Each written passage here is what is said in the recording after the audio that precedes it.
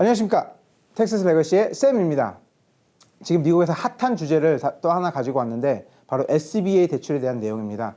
미국에서 비즈니스를 하시는 분들이라면 최근 이런 얘기 한 번쯤은 들어보셨을 거예요. 이제 SBA 대출은 시민권자만 받을 수 있다.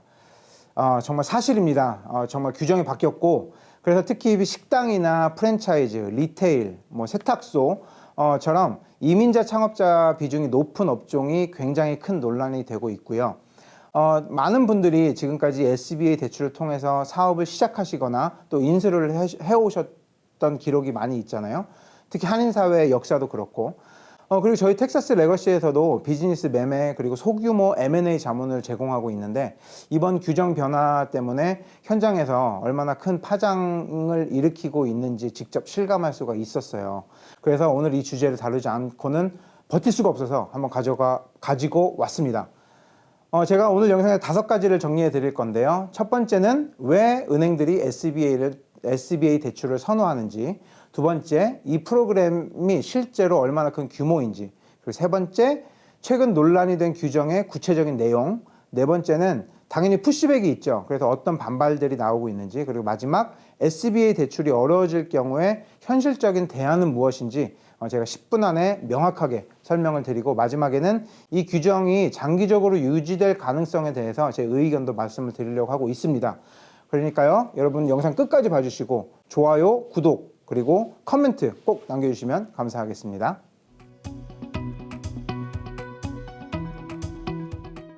자, 그럼 첫 번째, 왜 은행들은 SBA 대출을 선호하는가?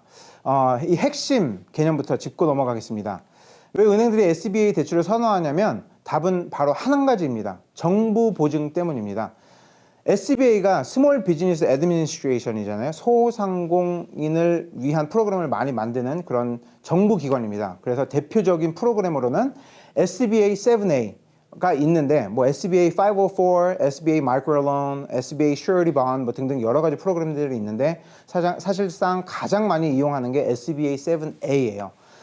근데 이 7A 기준으로 대출금의 약 75%까지 정부가 보증을 해줍니다. 이게 어마어마한 리스크를, 은행 입장에서는 리스크를 해지하는 방법인데, 제가 예를 들어서 한번 설명을 해드릴게요. 은행이 두 비즈니스에 대출을 했다고 가정을 해볼게요. 하나는 일반 대출로 100만 불, 또 다른 업체는, 다른 기업은 SBA 론으로 100만 불을 대출을 해줬다고 가정을 했을 때, 두 기업 다 정말 안타깝게 부도가 났어요. 부도가 났을 때 일반 기업 대출을 해준 대출금은 사실은 현실 속에서 그걸 회수하기, 100만 불이라는 돈을 회수하기가 정말 어렵습니다. 특히 부도난 비즈니스 같은 경우는 남는 게 거의 없기 때문에 회수가 거의 없다고 보는데, 그에 비해서 이 SBA 7A 프로그램을 통해서 나간 이 100만 불일 경우에 혹시나 비즈니스가 실패해서 대출자가 상환을 못하게 된다 하더라도 정부가 75만 불까지, 75%까지 은행 손실을 커버를 해주는 그런 프로그램입니다. 그래서 은행 입장에서는 정말 리스크가 현저히 낮은 대출이 되겠죠. 그래서 식당을 인수하시는 분, 또 프랜차이즈를 시작하시는 분, 리테일, 서비스 비즈니스, 호텔 같은 스몰 비즈니스 파이낸싱은 대부분 이 SBA 프로그램을 통해 진행이 됩니다. 그렇다면 이 프로그램이 얼마나 큰 시장일까요? SBA 7A 프로그램 하나만 봐도 연간 300억 달러에서 350억 달러 규모의 대출이 실행이 되고 있고, 매년 한 4만 5천에서 5만 건 이상의 비즈니스 대출이 이루어지고 있습니다. 정말 어마어마한 수인데요. 여기에 중요한 포인트가 있죠.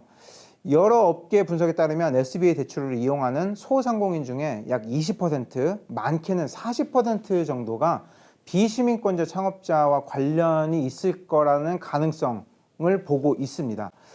그 말은 영주권자, E2 비자를 소유하신 분, 아니면은 H1B 비자로 창업을 하시는 분, 아니면은 또 다른 방법의 합법적인 체류 신분을 가지신 사업자들이 여기에 다 포함된다는 얘기거든요.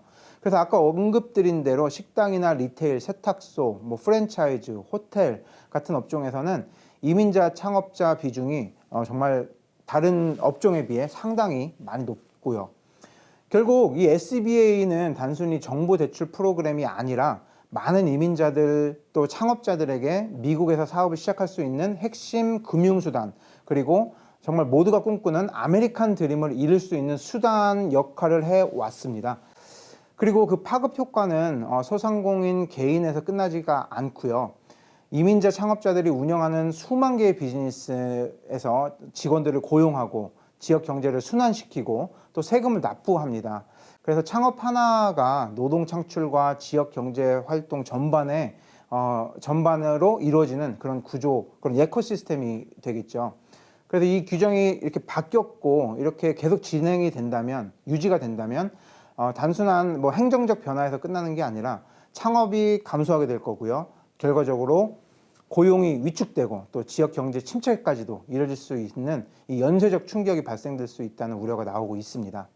자, 그럼 논란이 된 규정을 구체적으로 한번 살펴보겠습니다. 그 기존 SBA 대출 자격이 미국 시민권자를 포함해서 영주권자 그리고 일부 합법적 체류 신분을 보유한 사람까지 다 포함이 되어 있었거든요. 그런데 최근 SOP라 그래요. Standard Operating Policy, SBA Standard Operating Policy, SOP라 그러는데 그것을 새로 해석을 하자면 이제 새로운 문구가 들어갔어요. 그게 뭐냐면 Business ownership must be 100% US citizens.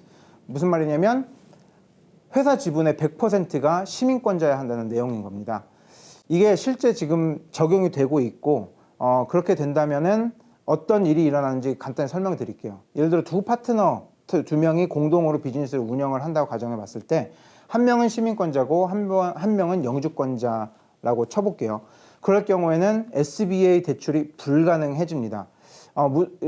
조금 더 디테일하게 들어가면 그 영주권자가 그 시민권자인 파트너에 비해서 예를 들어서 50대 50이 아니라 시민권자가 99% 그리고 영주권자가 1%만 지분을 갖고 있다 하더라도 이 SBA 대출이 불가능해졌다는 얘기가 됩니다.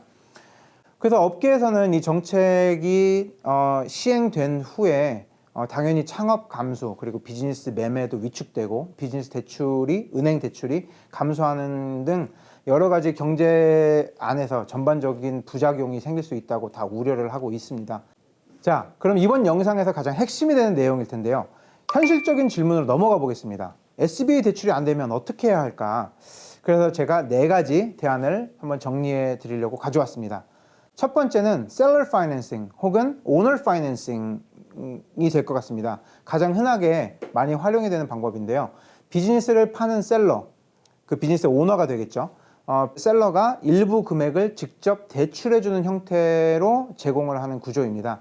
그래서 예를 들어서 비즈니스 가격이 100만 불이라고 하면은 바이어가 일부분, 예를 들어 30만 불을 캐시로 다운하고 셀러 파이낸싱을 40만 불 그리고 은행에서 나머지 30만 불을 이렇게 빌리는 이런 구조도 가능한데 이 셀러 파이낸싱, 오너 파이낸싱의 단점이라고 하자면 어쨌든 비즈니스 매매도 내고가 왔다 갔다 하잖아요. 그런데 바이어 입장에서 셀러한테 파이낸싱을 해주십시오, 오너에게 파이낸싱 해주십시오라고 물어보면은 그 상대적으로 오너, 비즈니스 셀러의 힘이 세지고 바이어의 힘이 약해지는 그런 현상이 일어날 수 있기 때문에 좀 주의를 하셔야 될 것 같고요.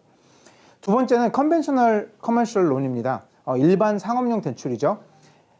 SBA 대출에 비해서 다운 페이먼트를 근데 많이 하셔야 돼요. 그리고 상환 기간도 짧아서 원금이자 내시는 부담도 조금 커질 거고 또 담보를 요구하는 것도 많기 때문에 접근성이 다소 낮다고 보시면 될 것 같고 솔직히 어떻게 보면 은행들이 그래서 비즈니스 대출을 할 때 SBA 대출을 선호하고 이 일반 상업용 대출을 잘 안 해주는 그런 이유이기도 합니다. 자, 세 번째는 CDFI인데요. Community Development Financial Institution의 줄임말인데 소상공인이나 이민자 창업자 또 저소득층 지역에서 비즈니스를 하시는 분들을 지원하고 그분들을 도와주기 위해서 설립된 금융기관인데요. 이것도 사실 생각을 해보시면 조건이 기관들마다 다르긴 한데 이것도 가능한 대안 중에 하나긴 합니다. 그런데 많은 특히 한인 비즈니스 오너분들이 그런 지역에서 비즈니스를 하시는 분들은 많지 않기 때문에 대안은 될 수 있으나 크게 도움이 될지는 잘 모르겠습니다. 그리고 마지막 네 번째예요. 이게 힐락인데 이게 홈 에코리 라인 오브 크레딧 해서 주택에 에코리가 있으신 분들이 주택을 담보로 신용 라인을 오픈하는 거죠. 그래서 라인이 생겼을 때 그 돈을 가지고 비즈니스 자금으로 인수 자금으로 사용하시는 방법인데 이거는 이제 개인 리스크가 상당히 커진다는 점이 많이 있죠. 그래서 이거 역시도 좀 고려를 해보셔야 될 것 같습니다. 그래서 네 가지 방안을 말씀드렸는데 솔직히 말씀드리면 이 방안들 중에 어느 것도 SBA 대출만큼 좋은 조건을 제공하지는 못하는 것 같아요. 그 SBA 대출이 좋은 이유 중에 몇 가지가 바로 낮은 다운 페이먼트로 시작을 할 수 있고 또 상환 기간이 길어가지고 원금이자 상환하는 부담이 적고 또 비교적으로 금리도 낮기 때문에 이 조합들이 다 함께 어우러져서 너무 좋은 프로그램이었는데 거의 유일한 프로그램이었죠. 그래서 대안들은 어디선가 반드시 더 많은 부담을 감수를 하셔야 되는 것 같습니다. 그래서 이번 규정 변화가 정말 더욱더 아쉬운 이유 중에 하나인 것 같습니다. 네, 그럼 마지막으로 제 개인적인 의견을 드리면서 마무리를 하고 싶은데 이번 규정은 이미 시행이 되었습니다. 3월 1일자로 시행이 됐고 SBA 마이크로론이나 아니면은 Surety Bond 프로그램 같은 경우는 4월 1일서부터 이제 시행이 되는데 가능성의 문제가 아니라 지금 이미 현재 진행이 되고 있는 게 현실이죠. 그래서 실제로 한인 은행들에서도 SBA 대출 신청 건수가 눈에 띄게 줄었다는 이야기가 나오고 있고 저희도 현장에서 이렇게 뛰면서 체감하고 있습니다. 비즈니스 매매나 인수를 준비하시는 분들이 대출 문턱 앞에서 딱 멈춰서서 매매가 되지 않고 인수가 되지 않는 상황들이 실제로 벌어지고 있거든요. 이 SBA 프로그램이 제일 처음 설립된 취지가 Small Business Growth예요.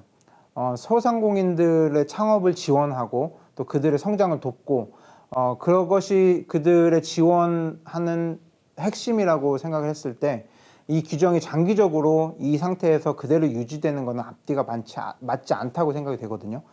그래서 이민자 창업자들이 미국에서 경제에 실질적으로 기여하는 바를 고려하면은 더더욱 그렇습니다. 그래서 이게 정말 장기적으로 이어질 것 같진 않고요.